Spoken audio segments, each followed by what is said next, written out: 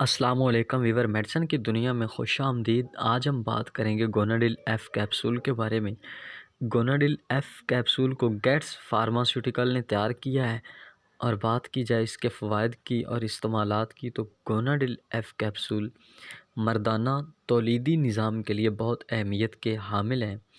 मर्दाना तौलीदी निज़ाम को फ़ाल, बेहतरीन, मौसर, एक्टिव और मुतहर्रक करने में इनका किरदार इंतहाई शानदार और जानदार है। इस कैप्सूल का जनरिक काम चौंके मेल के लिए यूज़ किया जाता है। तो वीवर, ये कैप्सूल खुसूसी तौर पर मर्दाना बांझपन के लिए यूज़ किए जाते हैं। मर्दाना बांझपन दो किस्म का होता है। एक होता है एलिगोस्पर्मिया और दूसरा होता है एज़ोस्पर्मिया। एलिगोस्पर्मिया में स्पर्म की तादाद कम होती है या मिकदार बिल्कुल नहीं होती, तो इसके लिए गोनाडिल एफ का इस्तेमाल करना इंतहाई मुफीद और मौसर है। इसके इस्तेमाल से स्पर्म की तादाद बढ़ जाएगी। एज़ोस्पर्मिया में ये होता है कि ये स्पर्म का इखराज नहीं होता। इस कैप्सूल के इस्तेमाल से स्पर्म रिलीज़ होना शुरू हो जाते हैं। इसके लिए भी ये कैप्सूल इस्तेमाल करना इंतहाई मुफीद है। इसके अलावा लो स्पर्म काउंट के लिए भी इसका इस्तेमाल किया जाता है, यानी अगर टोटल स्पर्म की तादाद या मिकदार कम है तो उसके लिए भी गोनाडिल एफ कैप्सूल का इस्तेमाल करने से इसको नॉर्मल किया जा सकता है। उसके लिए इसका इस्तेमाल फ़ायदेमंद है।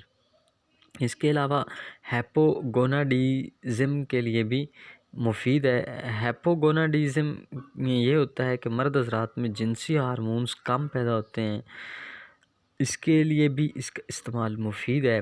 टेस्टोस्टेरोन में भी इसके जो लेवल है उसको बढ़ाने के लिए भी इस कैप्सूल का इस्तेमाल मुफीद है। इसके अलावा जिन लोगों की मुबाशरत की यानी जिनसी ख्वाहिश कम होती है और अपने दूसरे साथी से शर्मिंदगी महसूस होती है, उनके लिए भी इसका इस्तेमाल इंतहाई मुफीद है। ये थे इस कैप्सूल के फ़ायदे।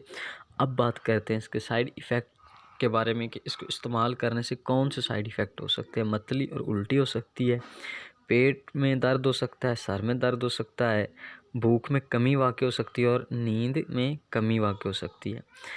वीवर, ये थे इसके साइड इफ़ेक्ट। अब बात करते हैं इसके इस्तेमाल के बारे में। एक कैप्सूल दिन में एक बार खाना खाने के बाद लेना है। अगर ज़्यादा मसला हो तो अपने डॉक्टर से रिकमेंड करके उसके मुताबिक इस्तेमाल करना है।